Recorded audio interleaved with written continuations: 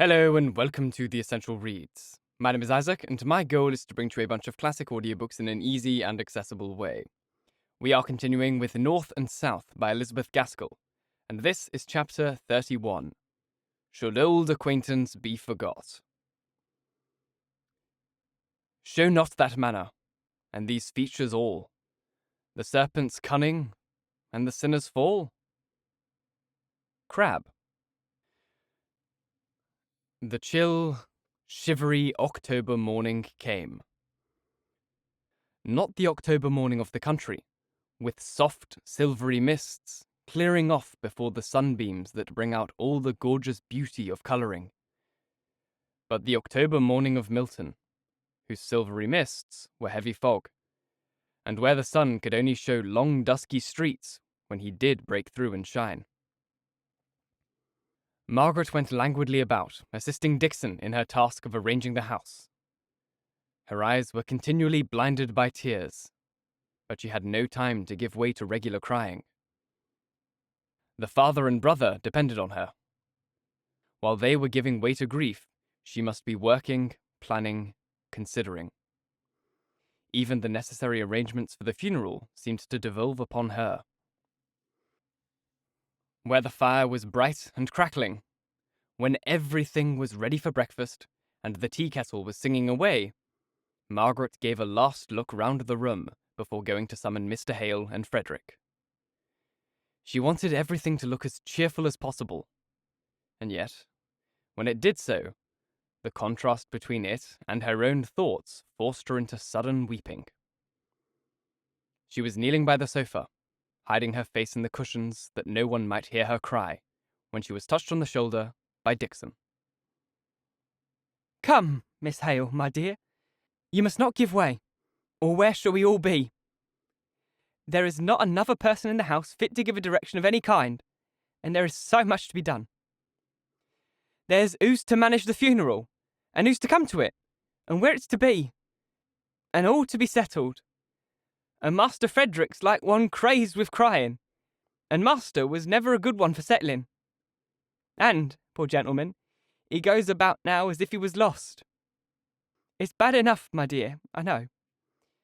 But death comes to all of us, and you're well off never to have lost any friend till now." Perhaps so, but this seemed a loss by itself, not to bear comparison with any other event in the world. Margaret did not take any comfort from what Dixon said, but the unusual tenderness of the prim old servant's manner touched her to her heart. And, more from a desire to show her gratitude for this than for any other reason, she roused herself up and smiled in answer to Dixon's anxious look at her, and went to tell her father and brother that breakfast was ready. Mr. Hale came as if in a dream, or rather with the unconscious motion of a sleepwalker, whose eyes and mind perceive other things than what are present. Frederick came briskly in, with a forced cheerfulness, grasped her hand, and looked into her eyes, and burst into tears. She had to try and think of little nothings to say all breakfast time, in order to prevent the reoccurrence of her companion's thoughts too strongly to the last meal they had taken together, where there had been a continual, strained listening for some sound or signal from the sick room. After breakfast, she resolved to speak to her father about the funeral. He shook his head and assented to all she proposed, though many of her propositions absolutely contradicted one another. Margaret gained no real decision from him, and was leaving the room languidly to have a conversation with Dixon, when Mr. Hale motioned her back to his side. "Ask Mr. Bell," he said in a hollow voice. "Mr. Bell?" said she, a little surprised. "Mr. Bell of Oxford?" "Mr. Bell," he repeated. "Yes, he was my groomsman." Margaret understood the association. "I will write today," said she. He sank again into listlessness. All morning she toiled on, longing for rest, but in a continual swirl of melancholy business. Towards evening, Dixon said to her, I've done it, miss. I was really afraid for master that he'd have a stroke with grief. It's been all this day with poor missus, and when I've listened at the door, I've heard him talking to her as if she were alive. When I went in, he would be quiet, but all in a maze like. So I thought to myself, he ought to be roused. And if it gives him a shock at first, it will, maybe, be the better for him afterwards. So I've been and told him that I don't think it's safe for Master Frederick to be here. And I don't. It was only on Tuesday when I was out that I met a Southampton man. The first I seen since I came to Milton. They don't make their way much up here, I think. Well, it was young Leonards, old Leonards, the draper's son, as great a scamp as ever lived, who plagued his father almost to death and then ran off to sea. I could never abide him. He was in the Orion at the same time as Frederick, I know, though I don't recollect if he was there at the mutiny. Did he know you? Said Margaret eagerly. Why, that's the worst of it. I don't believe he would have known me, but for my being such a fool as to call out his name. He were a Southampton man in a strange place, or else I should never have been so ready to call cousins with him. A nasty good-for-nothing fella. Says he, Miss Dixon, who would have thought of seeing you here? But perhaps I mistake, and you Miss Dixon no longer. So I told him he might still address me as an unmarried lady, though if I hadn't been so particular, I'd had good chances of matrimony. He was polite enough. He couldn't look at me and doubt me. But I was not to be caught with such chaff from a fellow as him, so I told him. And, by way of being even, I asked him after his father, who I knew had turned him out of doors, as if they were the best friends as ever. So then, to spite me, for you see we were getting savage for all we were so civil to each other, he began to inquire after Master Frederick, and said what a scrape he'd got into. As if Master Frederick's scrapes would never wash George Leonards white, or make him look otherwise than nasty, dirty black. And how he'd be hung for mutiny if ever he were caught. And how £100 reward had been offered for catching him, and what a disgrace he had been to his family. All to spite me, you see, my dear, because before now I'd helped the old Mr. Leonards to give George a good rating down in Southampton. So I said there were other families as I knew who had far more cause to blush for their sons, and to be thankful if they could think they were earning an honest living far away from home.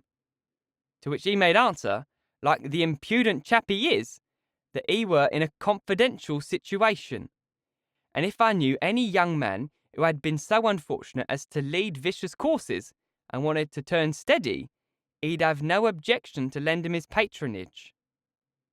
He indeed! Why, I'd corrupt a saint. I've not felt so bad for myself in years as when I was standing talk to him t'other day. I could have cried to think I couldn't spite him better, for he kept smiling in my face, as if he took all my compliments for earnest, and I couldn't see that he minded what I said in the least, while I was mad with all his speeches. But you did not tell him anything about us? About Frederick? Not I, said Dixon. He never had the grace to ask where I was staying, and I shouldn't have told him if he had asked. Nor did I ask him what his precious situation was. He was waiting for a bus, and just then it drove up, and he hailed it. But, to plague me to the last, he turned back before he got in, and said, If you can help me trap Lieutenant Hale, Miss Dixon, we'll go partners in the reward. I know you'd like to be my partner now, wouldn't you? Don't be shy, but say yes. And he jumped on the bus, and I saw his ugly face leering at me with a wicked smile to think how he'd had the last word of plaguing. Margaret was made very uncomfortable by this account of Dixon. Have you told Frederick? No, said Dixon. I were uneasy in my mind at knowing that bad Leonards was in town. But there was so much else to think about that I did not dwell on it at all. But when I saw Master sitting so stiff, with his eyes so glazed and sad, I thought it might rouse him to have to think of Master Frederick in hiding. He would have to go, poor fellow, before Mr. Bell came. Oh, I'm not afraid of Mr. Bell, but I'm afraid of this Leonards. I must tell Frederick. What did Leonards look like? A bad-looking fellow, I can assure you, miss. Whiskers such as I should be ashamed to wear. They're so red. And for all, he said he's got a confidential situation. He was dressed in a fustian, just like a working man. It was evident that Frederick must go. Go, too, when he had so completely vaulted into his place in the family. Go, when his cares for the living mother and the sorrow of the dead seemed to make him one of those particular people who are bound to us by a fellow love. Go, when his cares for the living mother and sorrow for the dead seemed to make him one of those particular people who are bound to us by a fellow love for them that are taken away. Just as Margaret was thinking all this, sitting over the drawing-room fire, her father, restless and uneasy under the pressure of this newly aroused fear, of which he had not yet spoken, Frederick came in. His brightness dimmed, but the extreme violence of his grief passed away. He came up to Margaret and kissed her forehead. "How wan you look, Margaret," said he in a low voice. "You have been thinking of everybody, and no one has thought of you. Lie on this sofa. There is nothing for you to do." "That is the worst," said Margaret in a sad whisper. But she went and lay down, and her brother covered her feet with a shawl, and then sat on the ground by her side, and the two began to talk in a subdued tone. Margaret told him all that Dixon had related of her interview with young Leonards. Frederick's lips closed with a long few of dismay. "I should like to have it out with that young fellow. A worse sailor was never on board ship. Nor a much worse man, either. I declare, Margaret. You know the circumstances of the whole affair?" "Yes, Mamma told me." "Well, when all the sailors who were good for anything were indigent with our captain, this fellow to curry favour. Pah! And to think of his being here! Oh, if he'd a notion I was within 20 miles of him, he'd ferret me out to pay all the old grudges. I'd rather anybody had the £100 they think I'm worth than that rascal. What a pity poor old Dixon could not be persuaded to give me up, and make a provision for her old age." "Oh, Frederick, hush! Don't talk so." Mr. Hale came towards them, eager and trembling. He had overheard what they were saying. He took Frederick's hand in both of his. "My boy, you must go. It is very bad, but I see you must. You have done all you could. You have been a comfort to her." "Oh, Papa, must he go?" said Margaret, pleading her own conviction of necessity. "I declare I've a good mind to face it out and stand my trial, if I could only pick up my evidence. I could not endure the thought of being in the power of such a blackguard as Leonards. I could almost have enjoyed, in other circumstances, this stolen visit. It has had all the charm which the Frenchwoman attributed to foreign pleasures." "One of the earliest things I can remember," said Margaret, "was your being in some great disgrace, Fred, for stealing apples. We had plenty of our own, trees loaded with them, but someone had told you that stolen fruit tasted sweetest, which you took au pied de la lettre, and off you went a-robbing. You've not changed your feelings much since then." "Yes, you must go," repeated Mr. Hale, answering Margaret's question, which he had asked some time ago.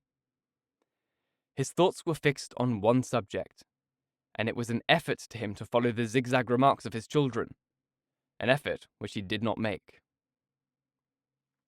Margaret and Frederick looked at each other. That quick, momentary sympathy would be theirs no longer if he went away. So much was understood through eyes that could not be put into words. Both coursed the same thought till it was lost in sadness. Frederick shook it off first. "Do you know, Margaret, I was very nearly giving both Dixon and myself a good fright this afternoon. I was in my bedroom. I had heard a ring at the front door, but I thought the ringer must have done his business and gone away long ago, so I was on the point of making my appearance in the passage, when, as I opened my room door, I saw Dixon coming downstairs, and she frowned and kicked me into hiding again. I kept the door open. I heard a message given to some man that was in my father's study, and that then went away. What could it have been? Some of the shopmen? Very likely, said Margaret indifferently. There was a little quiet man who came up for orders about 2 o'clock. But this was no little man. A great, powerful fellow, and it was past 4 when he was here. It was Mr. Thornton, said Mr. Hale. They were glad to have drawn him into the conversation. Mr. Thornton, said Margaret, a little surprised. I thought... Well, little one, what did you think? Asked Frederick, as she did not finish her sentence. Oh, only, she said, reddening and looking straight at him. I fancied you meant someone of a different class, not a gentleman, somebody come on an errand. He looked like someone of that kind, said Frederick carelessly. I took him for a shopman, and he turns out a manufacturer. Margaret was silent. She remembered how at first, before she knew his character, she had spoken and thought of him just as Frederick was doing. It was but a natural impression that was made upon him, and yet she was a little annoyed by it. She was unwilling to speak. She wanted to make Frederick understand what kind of person Mr. Thornton was, but she was tongue-tied. Mr. Hale went on. He came to offer any assistance in his power, I believe, but I could not see him. I told Dixon to ask him if he would like to see you. I think I asked her to find you, and you would go to him. I don't know what he said. He has been a very agreeable acquaintance, has he not? Asked Frederick, throwing the question like a ball for anyone to catch who chose. A very kind friend, said Margaret when her father did not answer. Frederick was silent for a time. At last, he spoke. Margaret, it is painful to think that I can never thank those who have shown you kindness. Your acquaintances and mine must be separate. Unless, indeed, I run the chances of a court-martial, or you and my father would come to Spain. He threw out this last suggestion as a kind of feeler, and then suddenly made the plunge. You don't know how I wish you would. I have a good position, the chance of a better, continued he, reddening like a girl. That Dolores Barber that I was telling you of, Margaret. I only wish you knew her. I'm sure you would like. No, love is the right word. Like is so poor. You would love her father, if you knew her. She is not 18, but if she is in the same mind another year, she is to be my wife. Mr. Barber won't let us call it an engagement, but if you would come, you would find friends everywhere, besides Dolores. Think of it, father. Margaret, be on my side. No more removals for me, said Mr. Hale. One has cost me my wife. No more removals in this life. She will be here, and here I will stay out my appointed time. Oh, Frederick, said Margaret. Tell us more about her. I never thought of this, but I'm so glad. You will have someone to love and care for you out there. Tell us about it. In the first place, she is a Roman Catholic. That's the only objection I anticipated. But my father's change of opinion... Nay, Margaret, don't sigh. Margaret had reason to sigh a little more before the conversation ended. Frederick himself was a Roman Catholic, in fact, though not in profession as yet. This was, then, the reason why his sympathy in her extreme distress at her father's leaving the church had been so faintly expressed in his letters. She had thought it was the carelessness of a sailor, but the truth was that even he himself was inclined to give up the form of religion into which he had been baptized. But the truth was that even then he was himself inclined to give up the form of religion into which he had been baptized, only that his opinions were tending in exactly the opposite direction to those of his father. How much love had to do with this change, not even Frederick himself could have told. Margaret gave up talking about this branch of the subject at last, and, returning to the fact of the engagement, she began to consider it in some fresh light. But for her sake, Fred, you will surely try and clear yourself of the exaggerated charges brought against you, even if the charge of mutiny itself be true. If there were to be a court-martial, and you could find your witnesses, you might, at any rate, show your disobedience to authority was because that authority was unworthily exercised. Mr. Hale roused himself up to listen to his son's answer. In the first place, Margaret, who is to hunt up my witnesses? All of them are sailors drafted off to other ships, except those whose evidence would go for very little, as they took part or sympathized in the affair. In the next place, allow me to tell you, you don't know what a court-martial is, and consider it as an assembly where justice is administered, instead of what it really is. A court where authority weighs 9/10 in the balance, and evidence forms only the other 10th. In such cases, evidence itself can hardly escape being influenced by the prestige of authority. Is it not worth trying to see how much evidence might be discovered and arrayed upon your behalf? At present, all those who knew you formerly believe you guilty without any shadow of excuse. You've never tried to justify yourself, and we have never known where to seek for proofs of your justification. Now, for Miss Barber's sake, make your conduct as clear as you can in the eye of the world. She may not care for it. She has, I am sure, that trust in you that we all have. But you ought not let her ally herself to one under such a serious charge, without showing the world exactly how it is you stand. You disobeyed authority. That was bad. But to have stood by without word or act while the authority was brutally used would have been infinitely worse.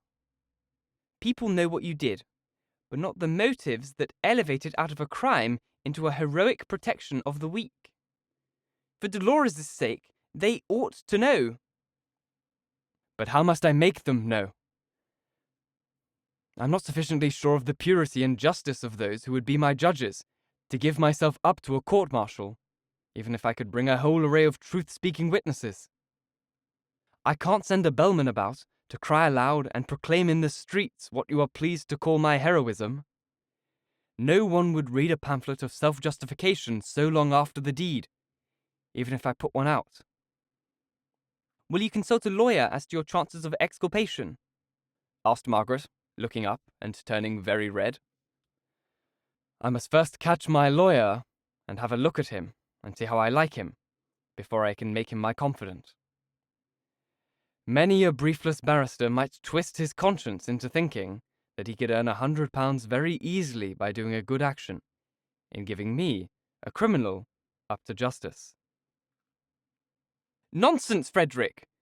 Because I know a lawyer on whose honour I can rely, on whose cleverness in his profession people speak very highly, and who would, I think, take a good deal of trouble for any of Aunt Shaw's relations.